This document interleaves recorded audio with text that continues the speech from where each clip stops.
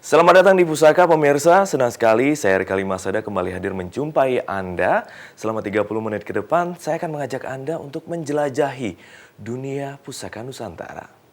Nah pemirsa, di Pusaka kali ini kita akan membahas mengenai temanya adalah keanekaragaman bentuk pusaka. Tentunya banyak sekali bentuknya, mulai dari keris, ataupun golok, ataupun pisau, ataupun kujang, dan lain sebagainya. Ini banyak sekali tentunya pemirsa. Akan lebih jelas, nanti kita akan bahas bersama dua narasumber kita saat ini yang sudah hadir.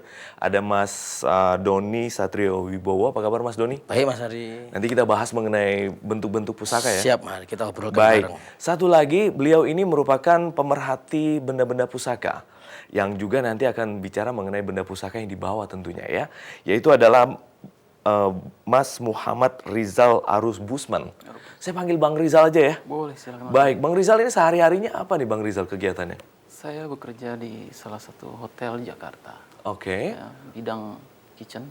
Kitchen, Yap. chef jangan-jangan nih. Ya, Luar biasa. Chef tapi memperhati dunia pusaka. Ini apa nih yang membuat tertariknya ini Bang? berdasarkan hobi dan cinta budaya. Berarti pisau yang dibuat masaknya juga pasti beraneka ragam. Jadi bukan Tergantung pemakaiannya, penggunaan. tergantung penggunaannya ya. Dan pasti ahli betul pisau di Baik. chef yang lain. Luar biasa. Jadi jangan sampai benda pusaka untuk motong-motong nih. Sayang banget pastinya ya. Beda klasifikasi lagi. Beda kelasnya. Baik pemirsa, nanti kita akan lanjutkan lagi obrolan kita yang sangat menarik sekali tentunya. Setelah yang satu ini Anda saksikan dulu.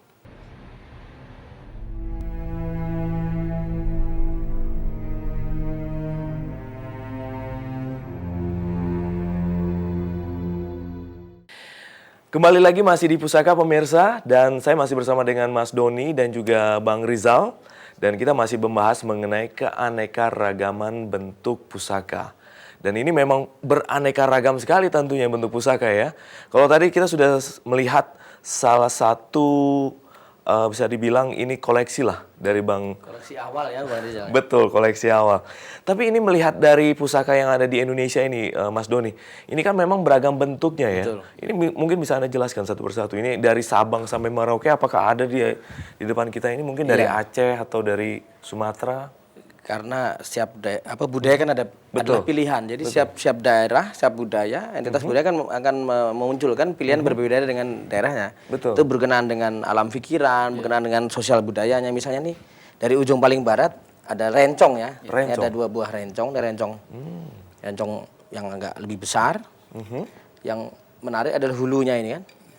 Bentuknya Iya, memang ini sampai sini untuk menyangkut di sabuk atau di sarung kan. Jadi ini misalnya ketika jurus untuk mempercepat ya. ya jarak dekat atau sekali serang itu langsung begini. Oh.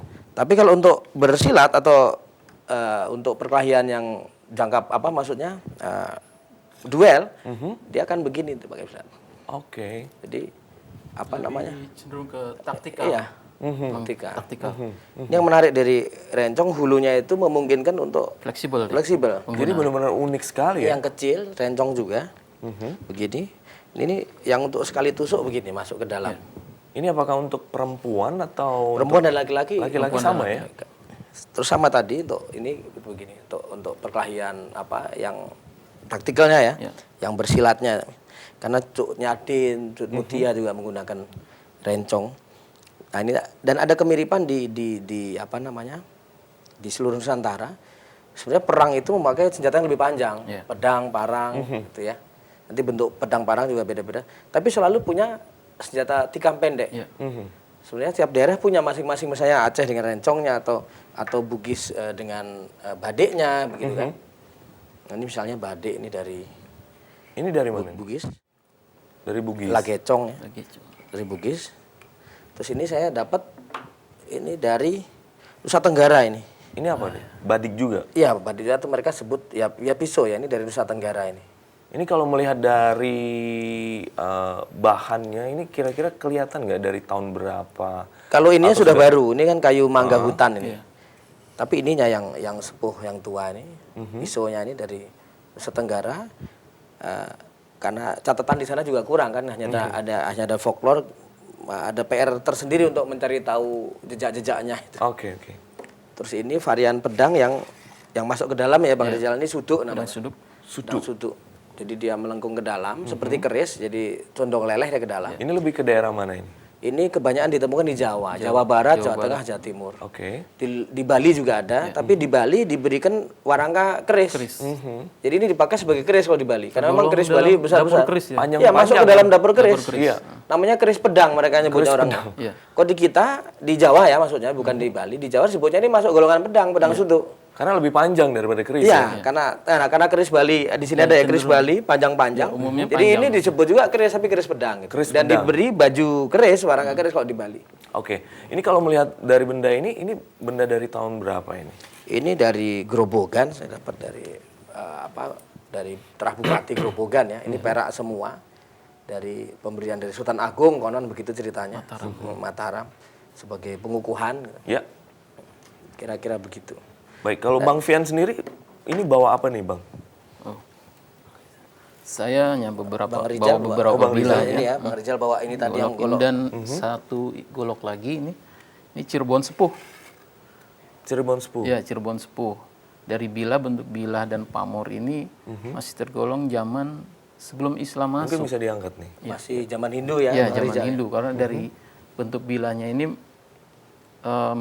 mencirikan kuno, ya. ciri zaman Hindu. Cirebon Hindu ya.